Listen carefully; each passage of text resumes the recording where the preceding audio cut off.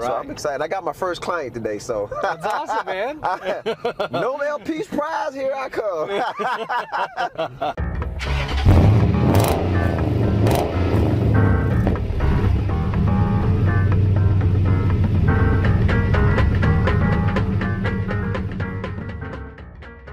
The 1,000-yard stare. Being prior military and having known a lot of military members over the years, I've seen that stare more than a few times. It always draws me nearer to a person when I recognize it. Meet Lonnie Whitaker, and you won't see it immediately. He's fun, he's positive, he's energetic, but we all wear masks, and Lonnie lets his down in fleeting moments. If you know the stare, you'll recognize it. Lonnie spent 22 years in the Army with 4 tours in the Middle East, and he now suffers from PTSD.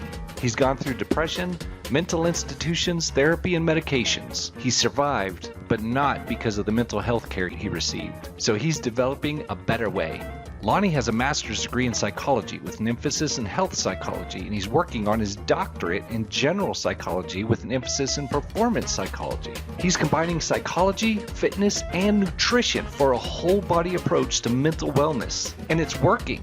We're going to talk about Lonnie's journey from growing up in the Army through his post-military fight for mental wellness to his development of a first-of-its-kind approach to mental wellness that will earn him his doctorate's degree. Lonnie's a hoot and a holler. This is going to be fun and educational. Want to see how it goes? Come along for the ride in Ken's Think Tank.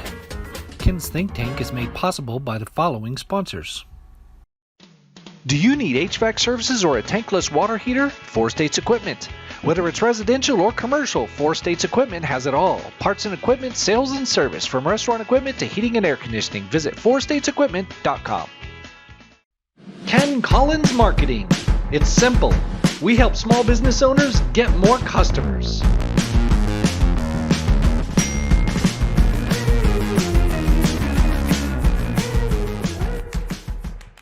Show our sponsors some love. If you're watching the video, show us some love by smashing the like button. And remember, the views and opinions expressed on Ken's Think Tank do not necessarily reflect those of our sponsors. Lonnie Whitaker. Yes, sir. I met you on our podcast. Right. David Mills brought you on. Right. I was honored to be there. Thank you. For Male Encounters of the Life kind. And man, I was just listening to you during that podcast. I'm like, man, I gotta get there. so that had to happen. But you own, what is it called? It's Cognitive? It's called Luminosity Headquarters. Luminosity Headquarters. Right. It's a cognitive fitness studio. Right. So basically what it is, so I'm in my doctorate. And my dissertation is cognitive fitness, where I'm bringing counseling, fitness, and nutrition under one umbrella. Right. So research show how counseling, fitness, and nutrition reduces the symptom of, PTSD and depression, but it's been done separately. So I've started my studio to get the actual evidence to show how it works all together as one. Right. You were in the military. 22 years, 3 months, 36 hours, 19 minutes, and 22 seconds. But who's counting? Right. Right. And you were in the Army. I was in the Army. And well, I did 4 deployments to the Middle East, and when I got out, so I went in the military when I was 17. Okay. I did reserves first, and then I did, went active duty.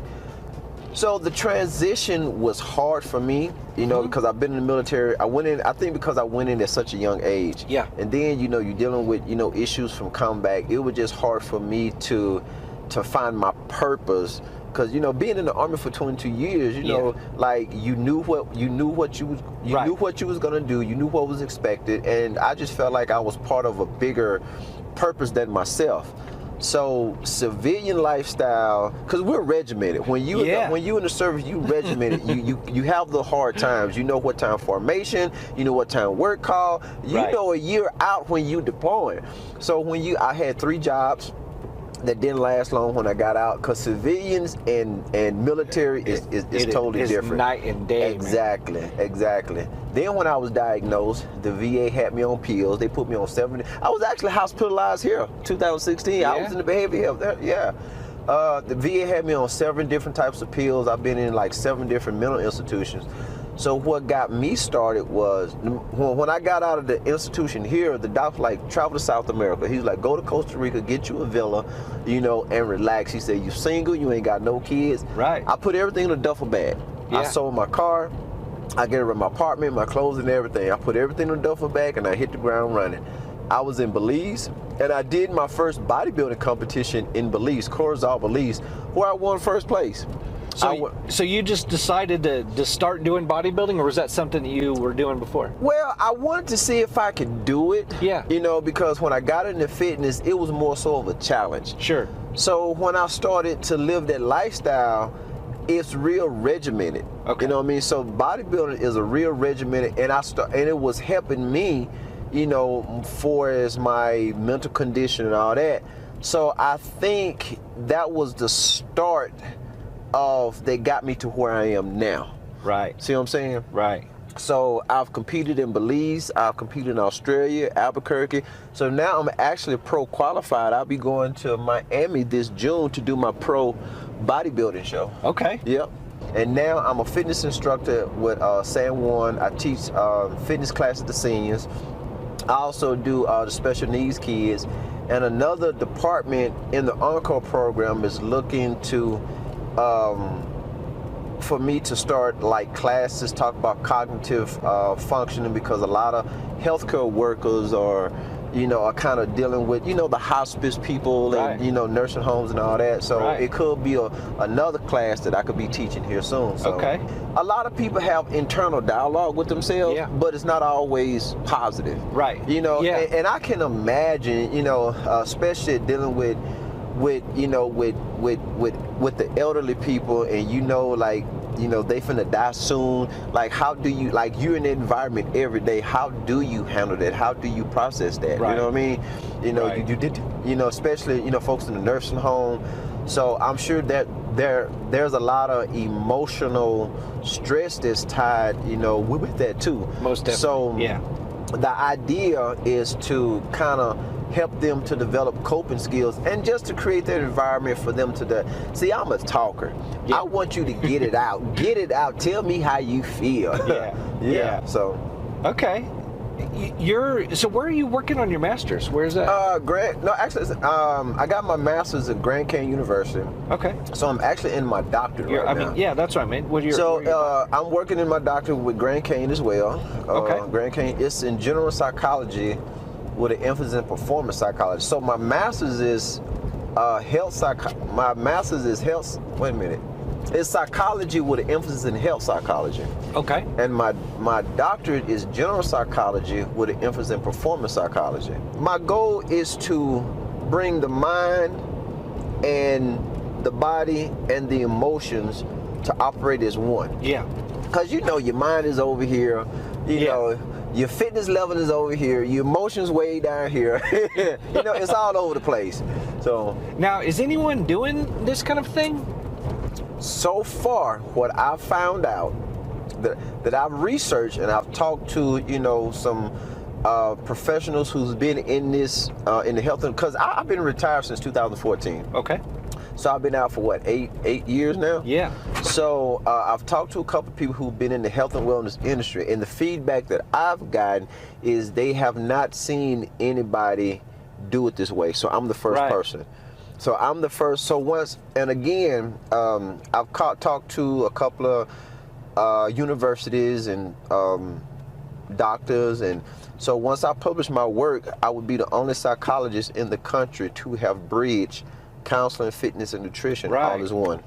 I mean, Somebody's probably doing it, but it hasn't been published. yeah, I've not heard anything. Of course, I don't really follow it that closely, but I haven't heard anything about that. But when you're doing it, so the idea's out there. I wouldn't come up with it on my own. Yeah. But when you say it out loud, I'm thinking, yeah, man, that makes sense. And I thought about, well, I'm in psychology. How can you combine, the principles of psychology with the principle of health? Because if you think about it, counselors just help you, to look at things from a different perspective. You know what I mean? They help you to change your way of thinking. Yeah. So I started, reading about cognitive associations, cognitive techniques, and all that works the brain. So okay, well, how can you incorporate working the brain and the body at the same time? So when I lived in Liberal, Kansas, I kind of did a trial basis on my clients, and I got good feedback from it. And I'm not gonna lie, I'm nervous because I did it at the personal training level, but now I'm doing it at a larger scale on the doctor level. So I don't really know how it's gonna turn out. Right. I think it's gonna turn out good, but I got my first client, we'll see. I mean, I think you're onto something. But one of the hardest things that I've seen people so far, not everybody, is the eating part. They have a misconception about what clean eating is. Like I've seen people go to the gym and they work out hard, but when I ask them how to eat, well, I eat one time a day, I eat, and there's so many myths out there, so many people telling you don't eat this or don't eat that, or try this. So a lot of folks are confused. And what I tell people is you have to find a good nutritional plan that's right for you. I eat about 6 to 7 times a day. Right. Because I'm doing so much throughout the day. You're a bodybuilder, you're a trainer, your physical activity is exactly. So I make the food, I make the meal plan around the foods people like. Clean foods, chicken, rice, and you eating between, I have my clients, depending on their activity level, what they're doing, no more than 4 meals a day. Right. No more than 4, and I streamline it, and everything is measured. Right. So you start off on the meal plan, I tell them to give like a few days to try it out, because the goal is to have you to be satisfied between each meal. So if you're too hungry or you're too full, I'll adjust it. Right. And so far so good. Yeah. It's just the basic principle. But then again, you got those industries out there, they want to make money, they want to sell you this, 5-minute abs. You can get abs in 5 minutes. I'm like, have y'all noticed the people that's doing the abs, they're on the meal plan or they eating healthy or something like that? Right. Ooh, I'm trying to get abs in 5 minutes. It's a process, you know what I mean? It's like a life-changing process, and I do nutrition intervention, behavior intervention. It's a lot of interventions in my cognitive program. You also started your podcast called Cognitive Discussions with Lonnie Whitaker. Yes, sir. And how many episodes do you have out so far? Actually, I got one. You just started it. The introduction, and then today, I have my first podcast guest today. Okay. They're coming on. My platform is I'm bringing people from the LGBT community, the Navajo community. I have some teenagers that I got scheduled to come on, veterans who's going to come on. My goal is so people can see what mental illness look like from different perspectives. Right. How do they cope that I can possibly help the people out there who listening to cope? Because somebody is probably going through a similar situation, but they don't know how to deal with it. Right. So now you got somebody on my podcast who say, well, I've done this is what I'm doing. The goal is to help people and also to bring the community together, because my thing is, how can we come together as a community to make mental health better to what people want to go get help? Yeah. You know what I mean? Remove some of the stigmas. Exactly. And it's the conversation that needs to be had, because if you think about it, no one really talks about mental health until something happens. Yeah. They speak on it, but they don't talk about it. Right. The tragic accident that happened with Miss America, the black lady, she jumped from her.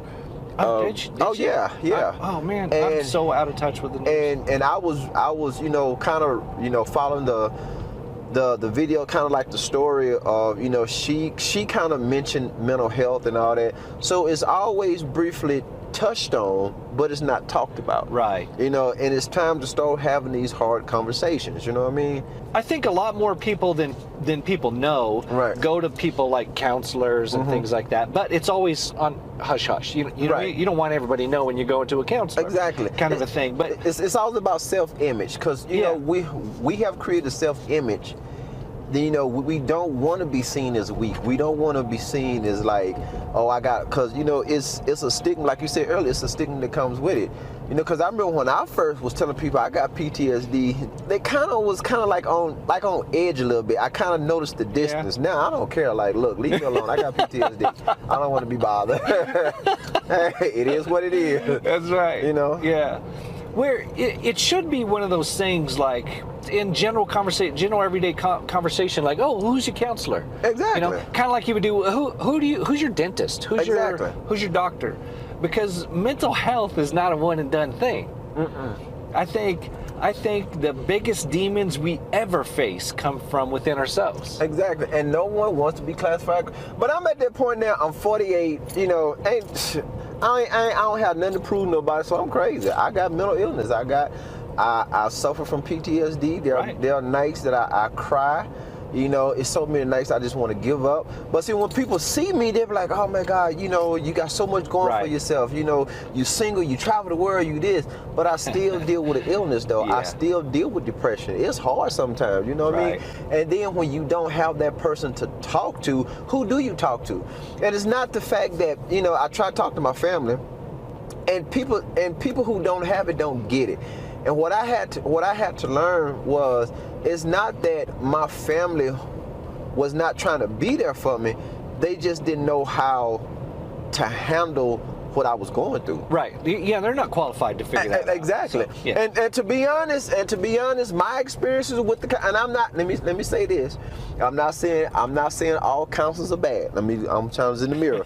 I'm not saying all counselors are bad. There are great counselors out there, but the ones I've had have been horrible. Yeah. Yeah. I kind of have a chip on my shoulder, to a humble chip. Let me say it that way. I have a humble chip so I can show these counselors how to do it the right way. Because if you don't have care for these people, you know, they're already dealing, you know, the stress of depression, you know, feeling like nobody don't care. Then they come into you for that empathy, and you being cold. What's the purpose of going to counseling for? Yeah, you that's kind of like the last straw, you know? Like, you're my last hope. Exactly. Then, nah, I don't know how to help you. and then you gonna talk to me crazy? I mean, what's the purpose of going to counseling? What's the purpose of going? My family talking to me crazy, my friends don't understand. Now I'm going to counseling, and that's what I'm getting. But I did, when I was in Little Rock, I met a great social worker. You know, she was down to earth, and she kept it real with me. And I have a great psychiatrist in Albuquerque. Okay. I think that's why I moved back to Farmington, so I can be closer to her. You know what I mean? But yeah. So are you from? Where are you from? Are you from Arkansas, Magnolia, Arkansas. All right, Magnolia. Yep. Magnolia, Arkansas. I love it, man. Yeah, about an hour and a half from Shreveport, Louisiana. I'm down south. And the shocking part, I didn't even know I was this smart. My mom was like, I'm surprised you went this far. I'm like, Mama, me and you both. I'm still shocked. I'm talking about Nobel Peace Prize, and, you know, and cognitive fitness. I'm like, wow. Yeah. Isn't that crazy? Like, you'd never think when you were a kid, you know? I had no idea. Yeah. I ain't gonna even lie. Because when I got my master's, I'm like, okay. You know, I kind of applied for my doctorate just to see. I'm like, well, if I get accepted, I get accepted. If I don't, so I'm like, okay. And a lot of people, you know, I'm not gonna say a lot of people, but most people are afraid of the doctorate. And I was kind of scared. I'm like, wow, you know, what if it's a different thing. I'm actually holding the 3.58 in my. Wow. I know. I'm shocked myself. Like, I'm smart. Like, wow. whoever would have thought it. Yeah. So I called my mom. I said, Mom. She was like, boy. She said, I'm surprised you went this far. I'm like, you and me both. Like, wow. Oh, man. So if I get the clients and enough evidence, I'll be able to speak. It's called the Medical Fitness Association. They have a conference at the end of the year. Okay. And if I get enough clients to get enough evidence, I can present it. I was gonna do it in April, but I will be presented at a dissertation level. And so a couple of members, like, you know, it's taking interest, but they want to see if it can be replicated. Right. Because I could patent this. Yeah. You know what I mean? Once I get the evidence down and all that. So I was like, I'd rather get the evidence instead of going as a doctoral student. Right. If I get enough evidence, with a theory. If I get enough evidence, and I go at the end of the year, I can actually go as I'm not gonna say an expert, but I can go with somebody who's knowledgeable. Hey, this is the evidence. This is proof that it works. You still doing it, man. I'm still You're shocked. Still doing it. You're sitting here shocked that you know what you know, and then you're like, I'm not going to say expert, dude. Just say it. I mean, well, you know what? That's the definition, dude. You're an expert. You know what? Okay. And this lady at the college, she said the same thing. She was like, "You the expert." When I hear the word expert, I think you're all knowing, like you like Google, like you can't be taught, and that's why I don't like to say, because I'm always learning. It's always something new that you can discover. Yeah. So I think that's for me. I don't like to say that I'm an expert because I'm not all knowing. I think those are two totally different issues. You know what I mean? Because anybody, no matter how much they know, they're still learning. Right. If they're doing it right, they're still learning. There's always something else to learn. So you can be an expert and still be learning stuff, but an expert just means you're kind of like an authority in the field. I'm nervous, scared. Wow. Won't God do it though? Woo. Oh man. I like who you are. I like the concept of what you're doing, and I appreciate it. And I want to, I want my brain to chew on that just some more, because I think it's really exciting, and I pick everything apart is what I do. So I really want to chew on that some more, because when you started talking about it, all the right things were just firing off in my head. Like, dude, this makes so much sense. In my non-expert opinion. I'm calling an expert. It's the pressure. You're on the right path, man. Oh, thanks, man. And I like that you're honest with who you are and what you've been through, and what you're trying to accomplish, and through it all, you've developed this really great attitude, while being true to who you are and what you're going through. I appreciate it. You know what I mean? And I think that's what it is. It's like we wear so many masks, and sometimes we actually forget who we really are. Yeah, exactly. And and I done been through so much. I don't have anything to prove to anybody. You know what I mean? Like I'm in a blessed place, in a position where I can be Lonnie. Yeah. Like me or hate me, I'm who I am. And I think that's what people see is I just want to be genuine with people. I'm not here to hurt nobody. I'm not here to take from nobody. Because I've been, alone in those mental institutions. I know what it's like, when you by yourself, when you don't have nobody to talk to, when you crying, and I know what a lot of people are going through. And I think that's why, God has led me here, so people can know that they're not alone. You know what I mean? It's okay. I mean, I'm crazy. We're all crazy, man. It's okay. You know what I mean? Like, hey, deal with it. You know how much peace you got when you say you crazy? Nobody bother you. No bothers you. You know how much peace you got? People say you crazy. People leave you alone. They'll leave you alone. I should start calling myself crazy a long time. That's the secret to well-being. Just say you're crazy. Hey, they'll leave you alone quick. You're awesome, man. Man, thanks you watching. Right along with Man, thanks, man. I appreciate it. Ken's Think Tank is made possible with help from these fine sponsors: Basin Home Health and Hospice,